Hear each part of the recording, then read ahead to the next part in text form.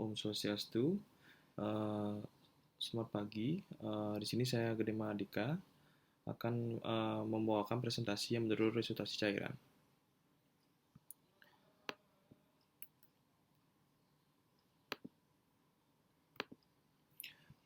Untuk pendahuluannya, cairan dan elektrolit di dalam tubuh merupakan satu kesatuan yang tidak terpisahkan.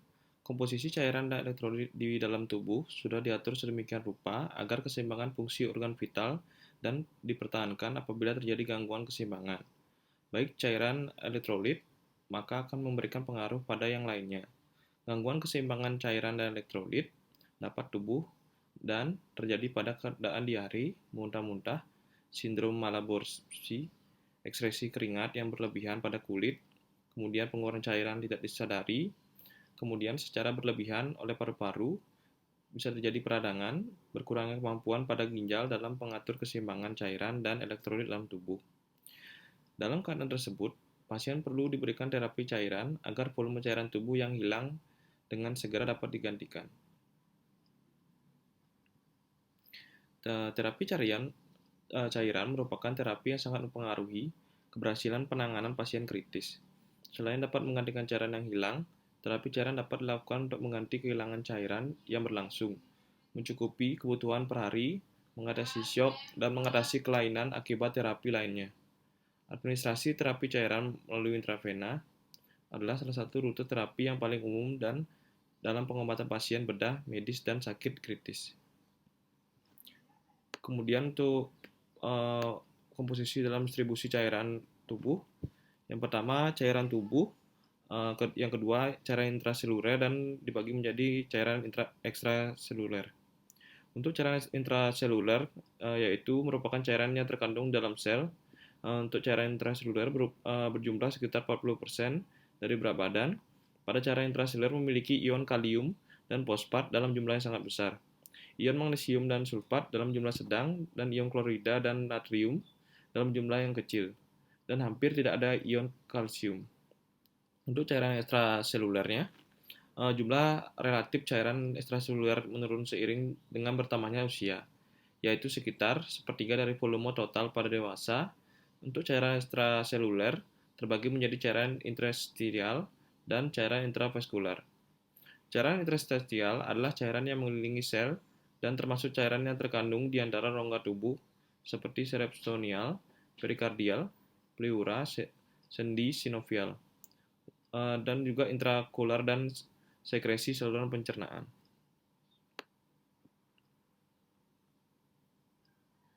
Kemudian untuk terapi cairannya, terapi cairan adalah salah satu terapi yang menentukan keberhasilan penanganan pasien kritis. Dalam langkah-langkah resusitasi atau langkah drug and fluid treatment dalam bantuan hidup lanjut merupakan langkah penting yang dilakukan secara simultan dengan langkah-langkah lainnya. Tindakan ini seringkali merupakan langkah life saving pada pasien yang menderita kehilangan cairan yang banyak seperti dehidrasi karena muntah, mencret, dan syok.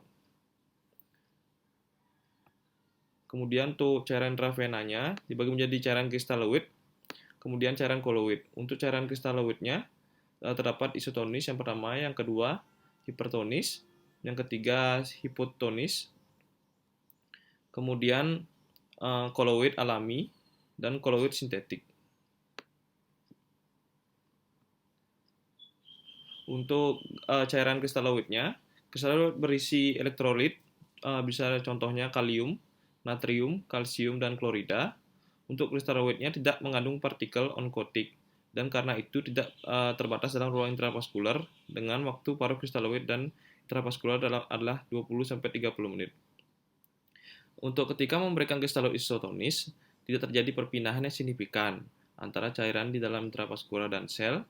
Dengan demikian, hampir tidak ada atau minimal osmosis. Keuntungan dari cairan kristaloid adalah lebih murah dan lebih mudah didapat, mudah dalam penyimpanannya, bebas reaksi, dan dapat segera dipakai untuk mengatasi defisit volume sirkulasi. Kemudian menurunnya viskositas darah dan dapat digunakan sebagai fluid challenge test. Untuk efek samping yang perlu diperhatikan adalah terjadinya edema perifer dan edema paru pada jumlah pemberian yang besar. Contoh larutan kristaloid isotonis seperti ringan laknat, kemudian Normal-Salins atau bisa disebut NaCl, dan kemudian dextron, kemudian administrasi dari kristaloid hipertonik itu menyebabkan cairan tersebut akan menarik cairan dari sel ke ruang intravaskular.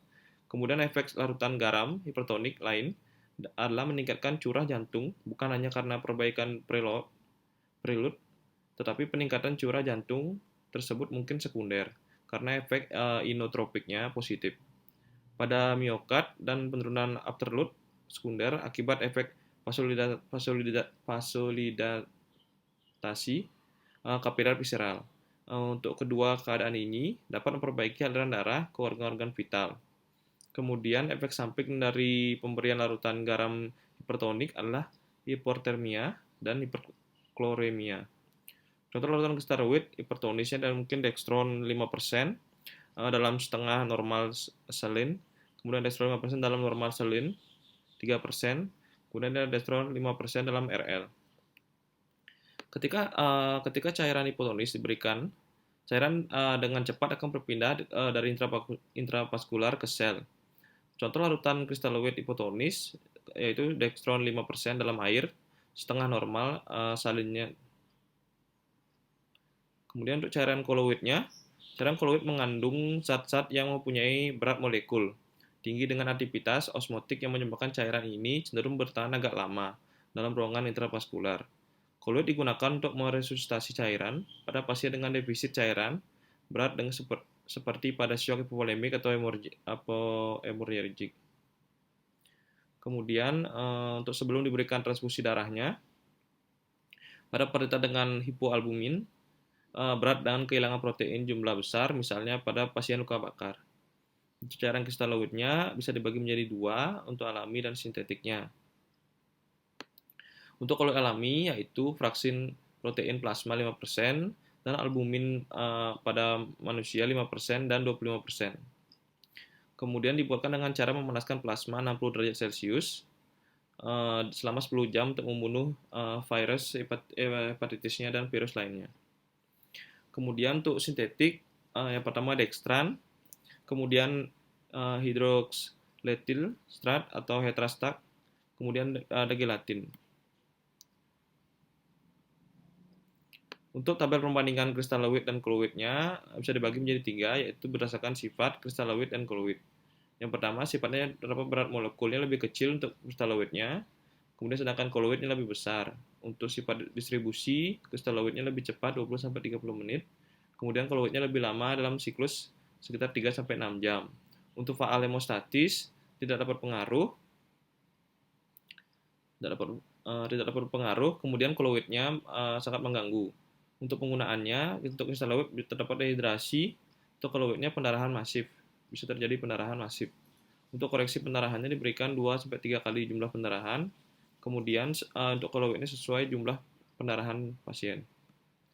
Kemudian untuk cairan pemeliharaannya, terapi cairan intravena dapat dilakukan untuk pemeliharaan rutin dapat mengacu pada penyediaan cairan dan elektrolit untuk pasien yang tidak dapat memenuhi kebutuhan mereka dengan rute internal. Namun sebaliknya, baik dalam hal keseimbangan cairan dan elektrolit dan penanganan, bisa jadi yaitu mereka yang dapat dasar euvolemik tanpa signifikan defisit elektrolit, kemudian kerugian yang abnormal yang sedang berlangsung dalam masalah distribusi internal yang kompleks. Kemudian tujuannya saat memberikan cairan perawatan rutin adalah untuk menyediakan cukup cairan dan elektrolit untuk memenuhi instabulus 500-1000 mg, kemudian mempertahankan status normal tubuh kompartemen cairan dan kemungkinan ekstresi ginjal dari produk-produk limbah 500-1500 mg.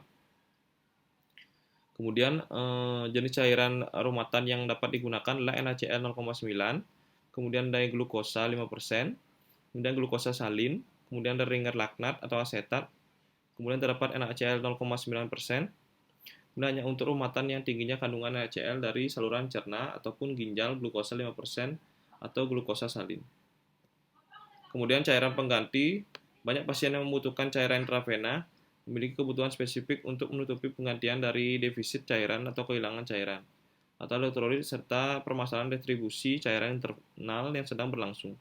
Kemudian sehingga harus dihitung untuk pemilihan cairan intravena yang optimal di mana cairan dan elektrolit intravena penggantian dibutuhkan untuk menangani defisit yang ada atau kehilangan yang tidak normal yang sedang berlangsung. Biasanya dari saluran pencernaan, contohnya ileostomi atau fistula, kemudian drainase nasogastrium dan drainase bedah.